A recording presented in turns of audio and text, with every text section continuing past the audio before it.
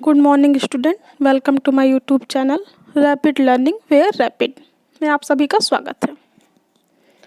मैंने पिछले वीडियो में अपने फ्रैक्शन के बारे में बताया था, जिसमें हमने बताया था आपकी कि फ्रैक्शन क्या होता है, कितने इसके टाइप्स होते हैं और कैसे हम चूज़ करेंगे कि कौन सा फ्रैक्शन है ये।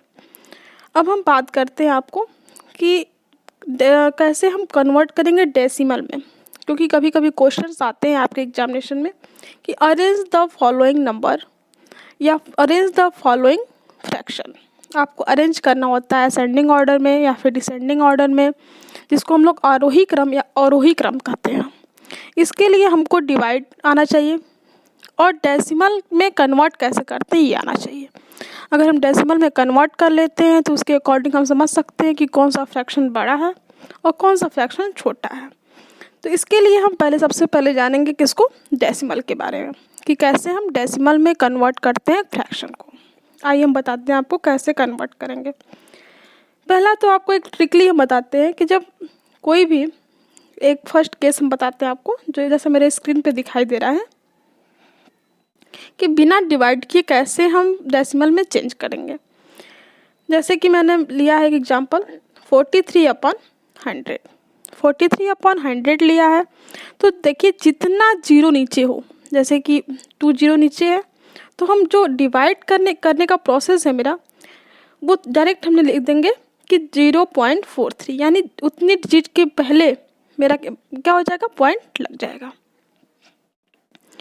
अब जैसे 236/1000 है, अब यहाँ पे क्या है, नीचे 3 जीरो है, पॉइंट कहाँ लगेगा, 3 जीरो के पहले लगेगा, 3 डिजिट के पहले लगेगा, 0.236 हो जाएगा इसका आंसर। अब बात आती है जब 100 ना हो तो तब आप सभी जानते हैं डिवाइड करना है, डिवाइड करके आप उसको लिखोगे, उसके बाद आप क्या करोगे, उसको अरेंज करोगे असेंडिंग ऑर्डर में या फिर डिसेंडिंग ऑर्डर में, और वही क्रम में और वही क्रम में।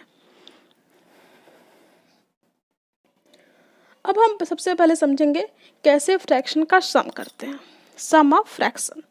इसमें 2 केसेस आते हैं। फर्स्ट केस आपके होते हैं जब आपका डिनोमिनेटर सेम हो, और दूसरा केस होता है जब आपका डिनोमिनेटर डिफर हो। तो मैंने एक एग्जांपल ले रखा है 4/6 प्लस 8/6। 4/6 और 8/6 को आप ऐड करोगे तो जिसका एलसीएम क्या हो जाएगा, 6 हो जाएगा, और 4 और 8 को ऐड कर दिए तो 12 हो गया। यानी ये वेरी सिंपल, आप आसानी से कर सकते हो। लेकिन दूसरा जो केसेस है वो थोड़ा टिपिकल है आपके लिए।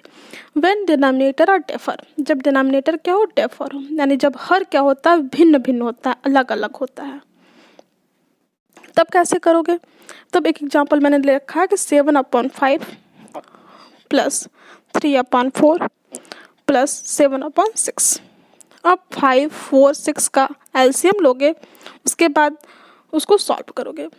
एलसीएम कैसे लेना है, एलसीएम लेते समय हम सबसे पहले ध्यान देंगे कि जो डिजिट सबसे छोटी हो और सबसे छोटी डिजिट से कट जाती हो। जैसे कि सबसे छोटी इसमें 4 है, 4 जो है वो 2 से कट जाएगा, तो हम 2 को 2 से डिवाइड करेंगे। 2 से डिवाइड करेंगे तब तक डिवाइड करेंगे जब तक कि 1 ना बचे, यानी रिमाइंडर हमको 1 बचना चाहिए, तब तक हम डिवाइड करते रह जाएंगे उस डिजिट को जब तक कि मेरा रिमाइंडर 1 ना बचे। ऐसे ही हमने किया है, और 2, 2, 3, 5 आपका क्या हो गया, एलसीएम हो गया, जिसको मैं मल्टीप्लाई करूँगी और करके उसका एलसीएम हो जाएगा आपका 60, यानी 5, 4 एंड 6 का एलसीएम जो है वो 60 है। अब हम 60 लिख देंगे, और जो नीचे वाला होता है यानी कि डिनोमिनेटर, हर जिसको बोल सकते हैं, उससे हम क्या करेंगे कि जो हमने एलसीएम लिया है उसको डिवाइड करेंगे, और जो आता है आपका उससे हम न्यूमरेटर्स में मल्टीप्लाई कर देंगे, यानी अंश में मल्टीप्लाई कर देंगे। तो मैंने क्या किया है, 60 को 5 से डिवाइड किया है, तो 5 12 जा 60 होता है, और 12 का मल्टीप्लाई 7 से कर दिया तो 84 हो गया। इसी तरह से हम करेंगे, और उसके बाद हम ऐड करते हैं तो 199/60 हो जाता है इसका आंसर। अब आपका नेक्स्ट आता है कि सबट्रैक्ट कैसे करते हैं, फ्रैक्शन का हम सबट्रैक्ट कैसे करेंगे।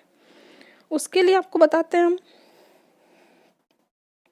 इसमें भी 2 केस आपके हैं। एक केस आपके जब सेम होगा और एक केस जब आपका डिफर होगा। तो सेम जो होगा वो तो आप जानते ही हो, जैसे आप ऐड करते आए सिंपल वे में वैसे सब्ट्रैक्शन भी करोगे।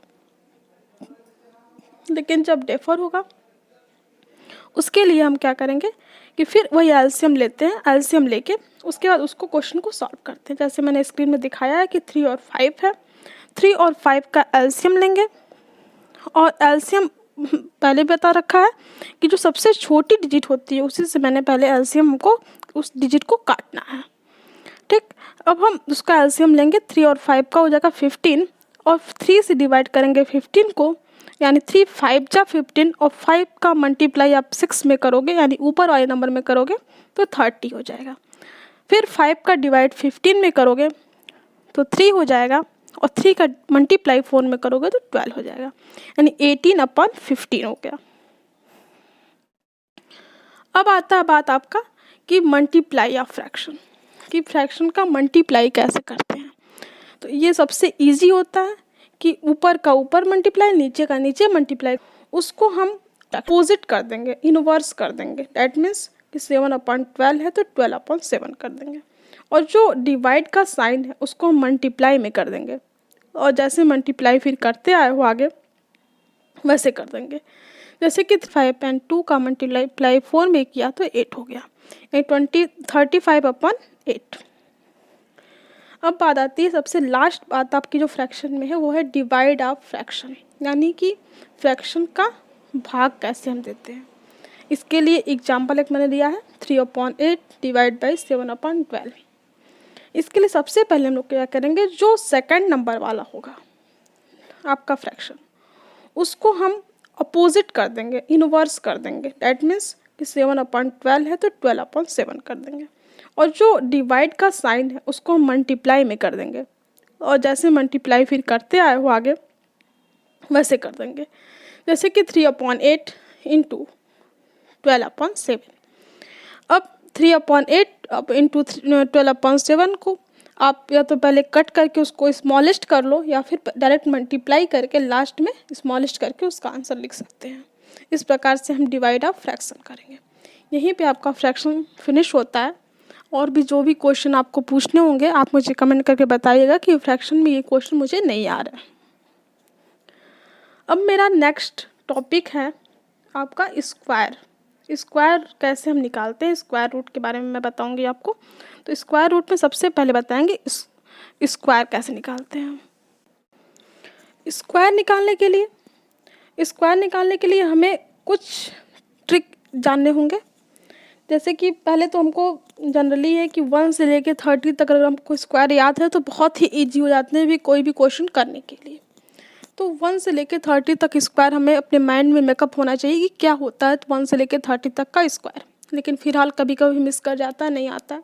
उसके लिए देखिए आप कैसे निकालोगे, किसी भी स्क्वायर को निकालने का क्या तरीका होता है। जैसे हमने एक एग्जाम्पल लिया 43 का स्क्वायर। 43 का स्क्वायर हमें लेना है तो 3 का स्क्वायर पहले लिखेंगे, 9 हो गया। अपने राइट साइड से शुरू करते हैं तो 3 का स्क्वायर 9 हो गया, 4 का स्क्वायर 16 हो गया। अब 4 इंटू 3 इंटू 2 यानी कि 4 का मल्टीप्लाई 3 में और 3 का मल्टीप्लाई 2 में कर लेंगे, वो बीच में लिखोगे। लिखने का तरीका जैसा लिखा है मैंने स्क्रीन पे दिखाया है कि 3 का स्क्वायर 9, 4 का स्क्वायर 16, उसके बीच वाला जो है 4 इंटू 3 इंटू 2 लिखा है जिसका आंसर होगा 24। 24 का मैंने 4 यहाँ लिखा और 2 जो है 16 के ऊपर लिखा गया जो कि कैरी है। अब क्या करेंगे, 9 ऐसा उतार लेंगे, 4 ऐसे लिख देंगे और 16 में 2 जोड़ देंगे तो 18 हो गया, यानी 43 का स्क्वायर आपका हो गया 1849। नेक्स्ट क्वेश्चन देखते हैं, आप बताते हैं।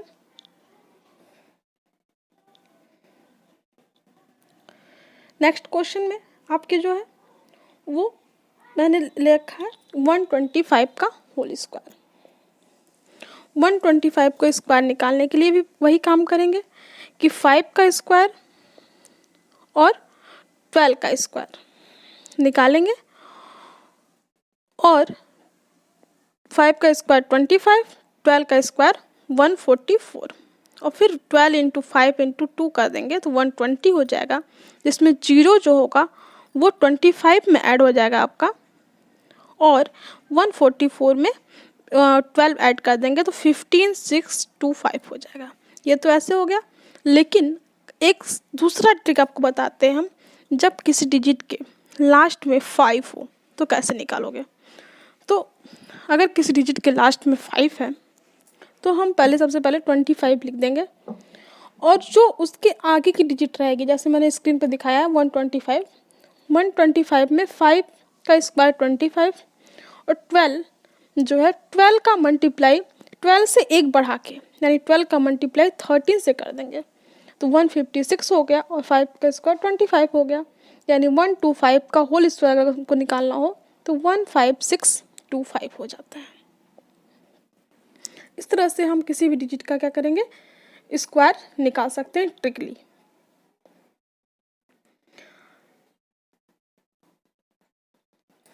अब देखिए कि 30 तक अगर आपको स्क्वायर याद है तो 30 के आगे का 40 का आप ऐसे निकाल लोगे।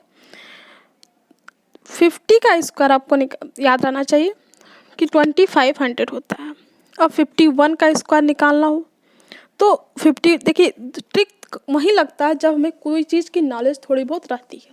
जैसे मान लीजिए कि 50 की हमको नहीं पता है क्या होगा उसको स्क्वायर, तो हमको 51 निकालने में थोड़ा टाइम लग सकता है। बट अगर 50 का स्क्वायर हमें पता है कि 2500 होता है तो 51 का स्क्वायर निकालना हमारे लिए बहुत ही ईजी हो जाता है। 51 कितना अधिक है 50 से, 1 अधिक है, यानी कि 25 में 1 जोड़ दिया 26 हो गया। और 1 का स्क्वायर 2 डिजिट में क्या लिखोगे, 0 और 1, यानी 2601 हो जाएगा।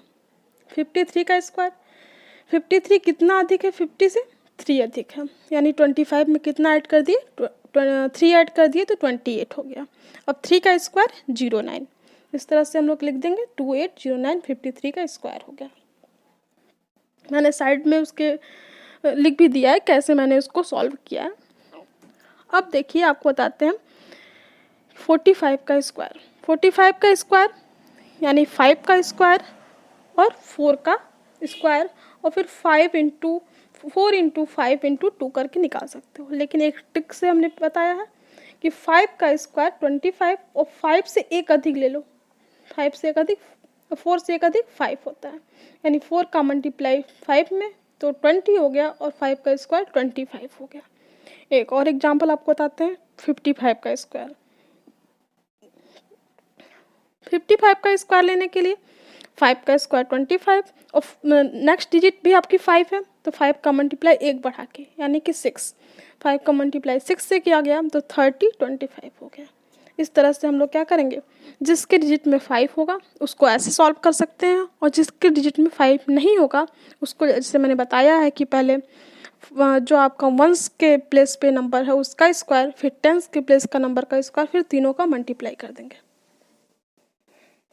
और रिमाइंडर लेके उसको ऐड कर देंगे। इस तरह से आप स्क्वायर रूट को फाइंड कर सकते हैं। स्क्वायर रूट को फाइंड करने के बाद अब हम आपको नेक्स्ट टॉपिक में आपको बताएंगे कैसे आप किसी चीज़ का रूट निकालते हो। एक कुछ क्वेश्चंस और देख लीजिए आप लोग। 83 का स्क्वायर, 37 का स्क्वायर, 52 का स्क्वायर, मैंने 3 एग्जाम्पल और ले रखा है। 3 का स्क्वायर आपका हो गया 9, 8 का स्क्वायर आपका हो गया 64, और 8, 3 और 2 का मल्टीप्लाई कर देंगे तो आपका हो जाएगा 48। तो 9 को एज सच नोट कर लिया, 8 को एज सच नोट कर लिया, और जो इधर वाला बचा 4, उस 4 को 64 में ऐड कर दिया तो 68 हो गया, यानी 83 का स्क्वायर जो होगा आपका 68, 89 होगा। 37 का भी ऐसे कर लेंगे और 52 का भी इसी प्रकार से कर लेंगे। आपको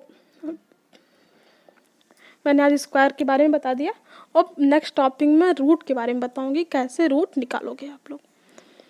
thank you for watching my channel, my video. Thank you.